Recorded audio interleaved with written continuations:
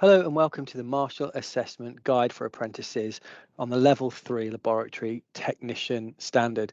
Today in this recording we're going to look at the endpoint assessment, the various different hurdles, a little bit about the controlled conditions and what to expect, and also a little bit of a hints or tips on how you can best prepare for your endpoint assessment. So let's to start off with just to have a quick look where this all comes from and where we get all of our information from.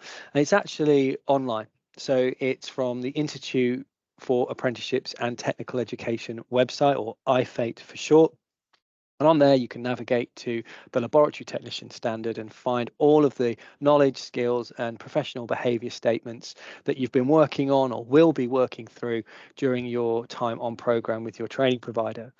What we're also interested in there as an endpoint assessment organisation is the rule book for your assessment, which is all held within the assessment plan.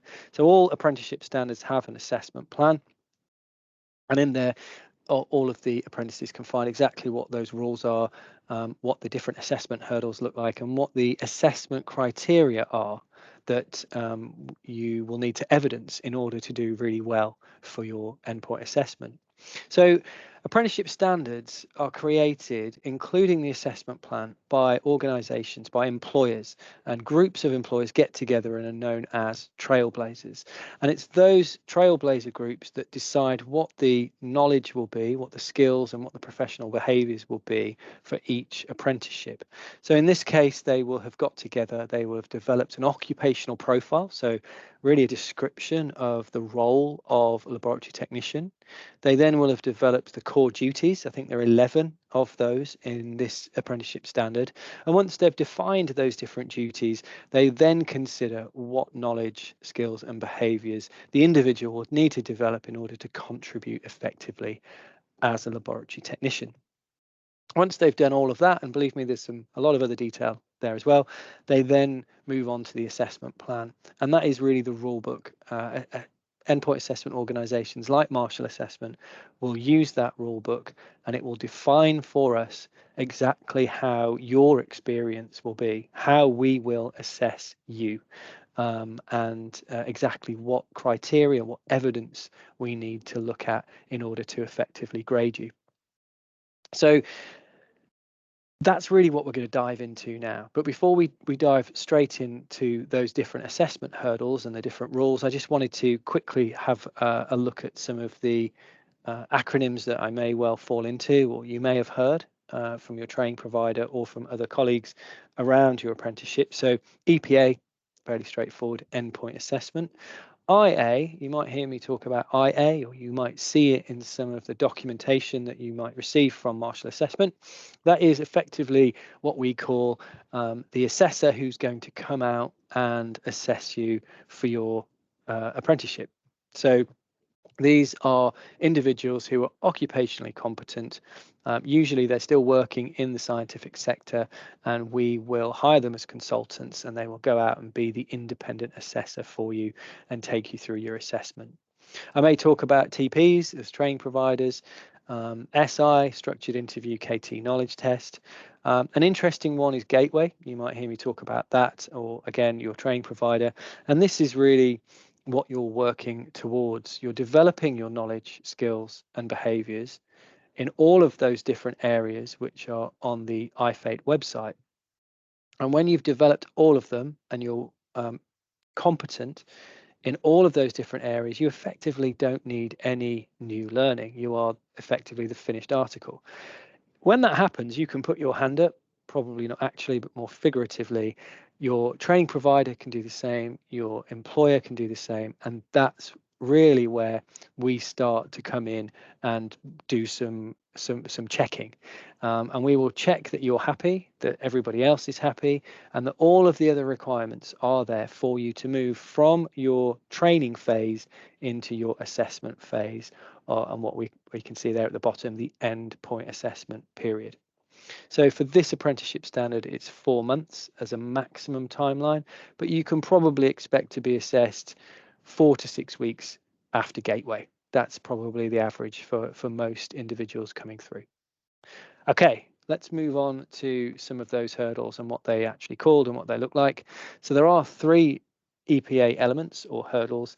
There's the knowledge test, we have observation with questioning, and then the structured interview. Now, more often than not, they will come at you in that order, with the observation in the middle and the structured interview at the end. In the assessment plan, it does say that you can approach these in any order, but it makes most logical sense for most people in most cases to do it in the order you can see it on the screen. If that doesn't work for you, obviously, we can have that conversation and change things around. Okay. So the knowledge test, this is the absolute closest thing that you will experience in your endpoint assessment to a traditional exam. Completely controlled conditions, 75 minutes maximum. No additional material can be used. No additional support from any other systems can be used. It's you answering questions, and those questions are in the format of multiple choice questions. So if anybody's listening thinking, okay, multiple choice, I can do that, this is a real multiple choice where you won't find one correct answer and three other answers that are completely ridiculous. They will all be plausible. You really do need to prepare. You need to know your stuff. You're going to be faced with 40 questions in 75 minutes. 5 of these will be based on a short scenario, a passage of text for you to read and answer questions around those. The remaining 35 will be on different elements of your apprenticeship standard, and there are 9 specific knowledge elements in total. Obviously, that's a lot fewer than 40 questions, so there are several questions based around different themes and different elements. What you need to know is that there will always only be 4 possible answers for each question, and only one of those answers or possible answers will be the correct one. And you won't find, for example, one of those answers being all of the above.